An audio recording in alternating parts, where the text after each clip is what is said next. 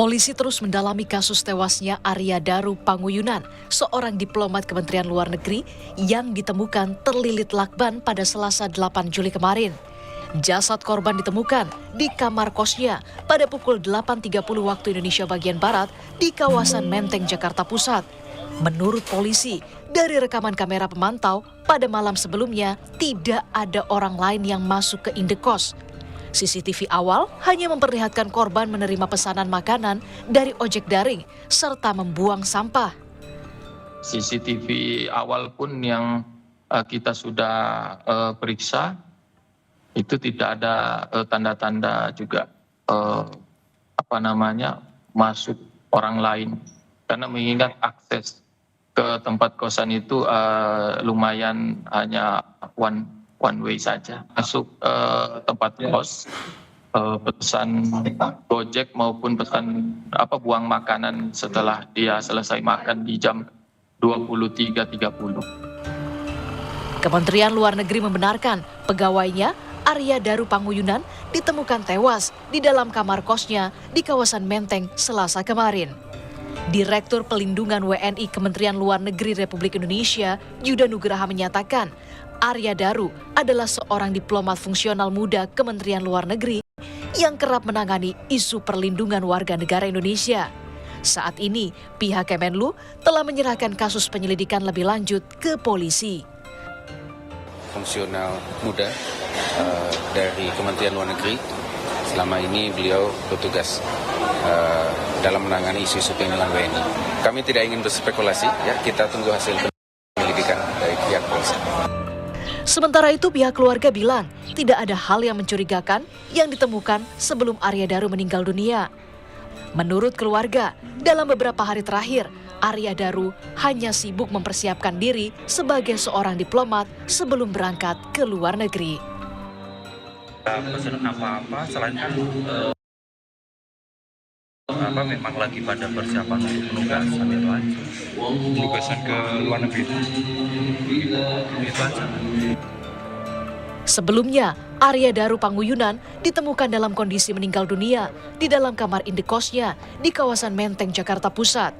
Pegawai Kementerian Luar Negeri ini ditemukan tewas dengan kondisi kepala terikat lakban dan tubuh ditutupi selimut.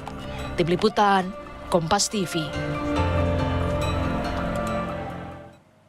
Seorang diplomat muda ditemukan tewas dengan kondisi terlilit lakban di kamar indekosnya. Apa yang menjadi penyebab kematian diplomat muda ini kita bahas bersama kriminolog UI Adrianus Meliala. Selamat petang Pak Adrianus. Semoga dalam kondisi sehat-sehat selalu.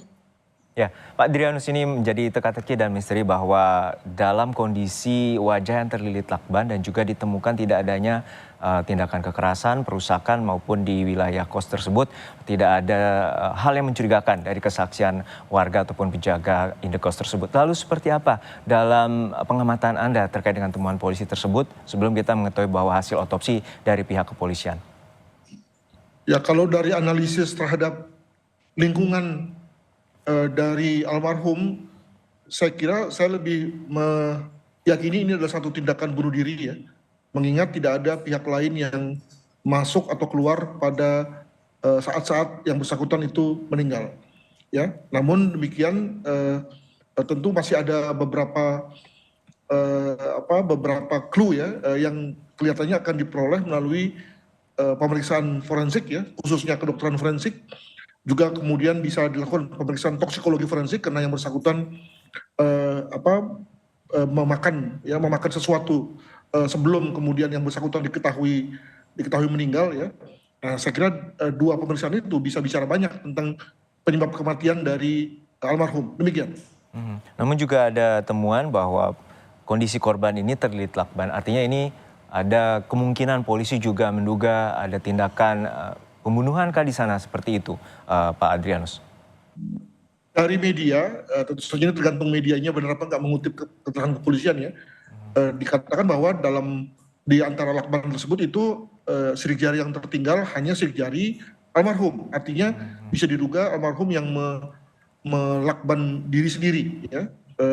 Mengapa? Saya kira untuk menutupi jalan napas sehingga kemudian yang bersangkutan kehabisan napas, pada saat yang bersamaan yang bersangkutan kemungkinan ya mengkonsumsi obat tidur ya, sehingga dia tertidur lalu kemudian pada saat yang lain kemudian sesak napas dan kemudian lalu meninggal, kurang lebih begitu.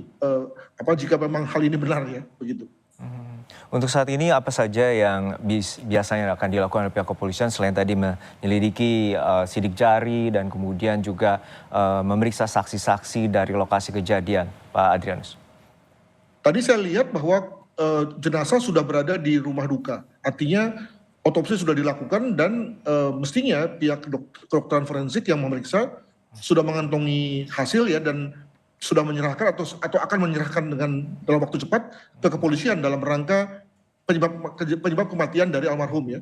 Nah, tinggal kemudian tadi pemeriksaan tentang bahan makanan ya melalui pemeriksaan kimia gitu.